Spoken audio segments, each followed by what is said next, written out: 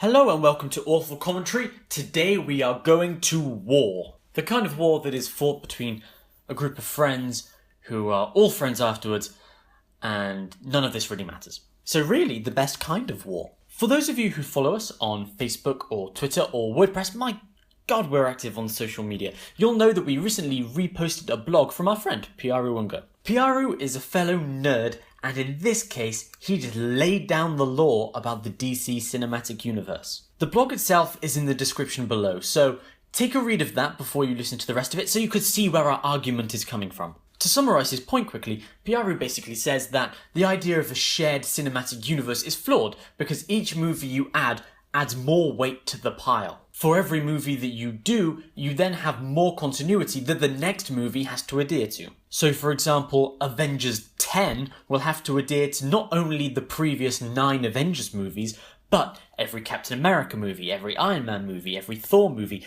all of them ever. He says that because of this, DC have tried to rush to create this shared universe, but have already ruined it before the whole thing has begun. And instead, what they should be trying to do is focusing on telling good stories rather than trying to expand some great continuity. And Pearu is certainly not alone in this. Last year when Avengers 2 was released, there was an article written by Scott Mendelson on Forbes about how Fast and Furious 7 is what Hollywood should be trying to emulate, not the success of the Avengers. Because if Fast and Furious 7 sucks the way that Tokyo Drift did, the way it kind of did until Paul Walker and Vin Diesel drove off in different directions, then it doesn't matter because they just make Fast and Furious 8, it's a better movie and they learn the lessons. However, if Avengers 2 sucks, which, questionable, then it affects every movie going forward. But, sir, / madam, / however you choose to designate yourself, I disagree with this. My first reason is because up until Man of Steel, the Marvel Cinematic Universe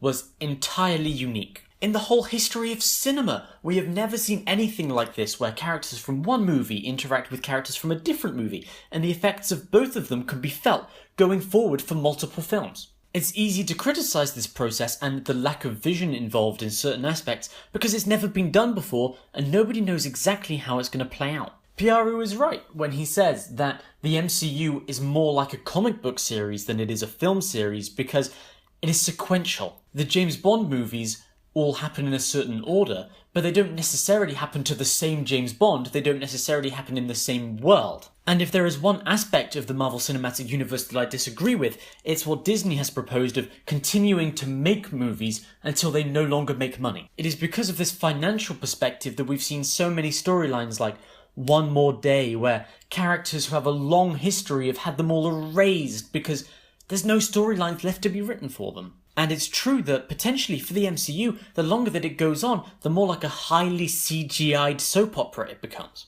But what people are quick to forget, probably because they're comic book movies, is that something like the MCU or the attempted DC cinematic universe actually is an innovation on the scale of Boyhood times 20 movies. Boyhood was celebrated as a work of art because it showed you segments of a real person's life from when they are young to when they are grown up and everything in between. The MCU does exactly the same thing but with multiple characters and perhaps something that is not quite as real or heartfelt as Boyhood was. And the whole concept of a shared universe opens you up to stories that otherwise you would never dream of being able to see. Supporting characters get their own TV shows. We've now seen many more hours of Peggy Carter than we will ever see of Captain America. What Marvel have created and what DC are trying to create is a real world filled with real people. Real people don't just live in the background, they have lives of their own that in some cases deserve and should be seen. And yes, DC have stumbled. They rushed to try and get something out to compete, and it didn't work. But this is not the fault of the shared universe concept. This is the fault of the artists and the studios who tried to force something that Marvel did naturally. Iron Man was not created with the intention of making all of these movies leading up to Infinity War. Iron Man was seen as a success, and that success was built upon. Man of Steel, on the other hand, was created with only one thing in mind, and in doing so, they made an abomination. Perhaps the parallels between the DC cinematic universe and Doomsday are too coincidental. My second major point is to counter the idea that for an audience who wants to go and see a movie, the shared universe is exclusive. If you want to go and see Captain America Civil War, you don't just have to have seen Captain America 1 and Captain America 2, you also have to have seen the Avengers movies, it would help if you've seen the Iron Man movies, and that means that there are certain audiences who just can't see it without doing an awful lot of research beforehand. From personal experience, I know this to be true as well. I have certain friends who just wouldn't come to the cinema with me to see Captain America 3 because they said, well, I haven't seen Captain America 1 or 2 or the Avengers or anything leading up to this. That's a problem that they probably won't be having with Jurassic World because you don't need to have seen the other Jurassic Park movies to simply understand dinosaurs, island, mayhem. And I agree with this to a certain extent. I said in the previous Civil War review that unless you've seen the other MCU movies, you're gonna miss a lot. But there is a simple answer to that. If you have no interest in seeing Captain America Civil War because you didn't see Captain America 1 and you didn't see Captain America 2, then don't see the movie. Yes, the movie does exclude people who haven't seen previous MCU films, but it also rewards people who have. If you're going to see the third movie in a series and you don't understand what's happened in the previous ones, well then go and watch the other two. You wouldn't see the third Lord of the Rings movie without seeing Lord of the Rings 1 and 2 because they would be ridiculous. Obviously this parallel doesn't quite work with the MCU because there's not just 2 other movies to go and see. There's 13 of them currently, and then there's the Daredevil Netflix series, the Jessica Jones Netflix series, Agents of S.H.I.E.L.D. There's a lot going on, and that is something that can be intimidating to new viewers. But people happily sit down with all 5 seasons of Breaking Bad and consider it an investment. If you know somebody who would like to get into the MCU but thinks it's just too much effort, then push them towards a box set and just let them pick and choose the best bits. Say to them, you don't need to see Iron Man 2. It doesn't further the story. It's rubbish. Tell them, no, you should definitely watch The Winter Soldier. It's the best movie out of all of them, and it has the biggest impact going forward. Think of them instead as big budget TV series like Game of Thrones, but where you don't have to see season 3, the rubbish one, because you could just jump straight to season 4. And if they go, oh, I don't know, then say, well, you couldn't wait to sink your teeth into all of the seasons of Game of Thrones, and that's got a way smaller budget than these movies. You just hate superheroes, don't you? And of course, the previous movies haven't gone anywhere, and nobody has been having this conversation about Star Wars. When Star Wars Episode 7 came out, there were people, especially in Asia,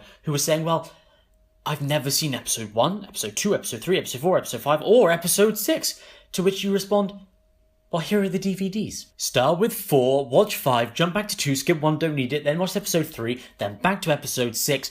Finale! The final thing that I would like to respond to is the idea of having multiple actors playing the same characters in continuity-free versions of the movies. To explain it a lot easier than that, it's like having a Michael Keaton Batman, like having a Val Kilmer Batman, a George Clooney Batman, a Christian Bale Batman. So many Batmen. This James Bond style of storytelling opens you up to saying, well, who was the best Batman? It was Val Kilmer. And while Batman 7 with the 7th different actor isn't limited by what happened in the Superman movies, he's still pretty much limited by what happened in the previous 6 Batman films. Case in point, DC didn't want to use the Joker because of what happened with Heath Ledger, and then even with Heath Ledger, people were like, well, is it too soon after the Jack Nicholson Joker? While these kinds of movies wouldn't necessarily be trapped by the continuity of the other ones, they're still trapped by what the audience expects. Which is why the new Joker is being introduced in Suicide Squad, a new franchise, rather than straight into the Batman series,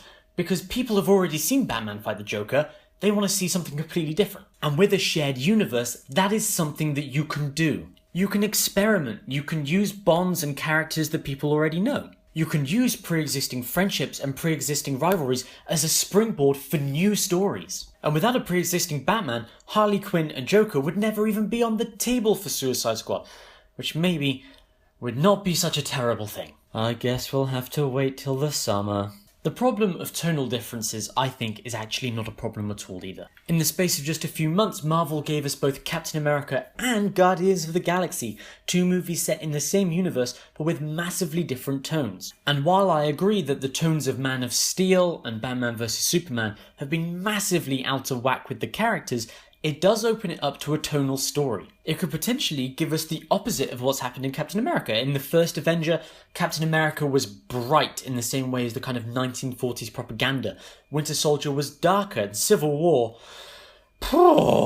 Superman, however, can have the opposite effect of that. Man of Steel was dark, Batman vs Superman was possibly even darker, but when the next Superman comes around, he can finally inspire hope because the movies are at their darkest point. And while I certainly don't want to excuse Zack Snyder with some kind of meta-tonal narrative, what I do mean is that you have the set interpretations of the characters but within pre-established worlds. In much the same way that we already know that Bruce Wayne's parents are dead because we've seen it on screen 25 bajillion times, we don't need explaining what S.H.I.E.L.D. is in Thor because we already know what it is from Iron Man. And if it seems like the characters don't fit together tonally anymore, well, all you have to do is look at the Arrow and the Flash TV series to know that two completely different characters of completely different tones can fit together perfectly and still have an enjoyable viewing experience. But what do you guys, the listeners, think about this? Are you on #TeamCap, which is obviously my side because I'm the morally superior one here, or are you on evil Team Iron Man with Pearu? Leave a comment down below or leave a comment on Pearu's blog, and we will see where this conversation heads. Thank you for joining us on Awful Commentary, and we will see you next time.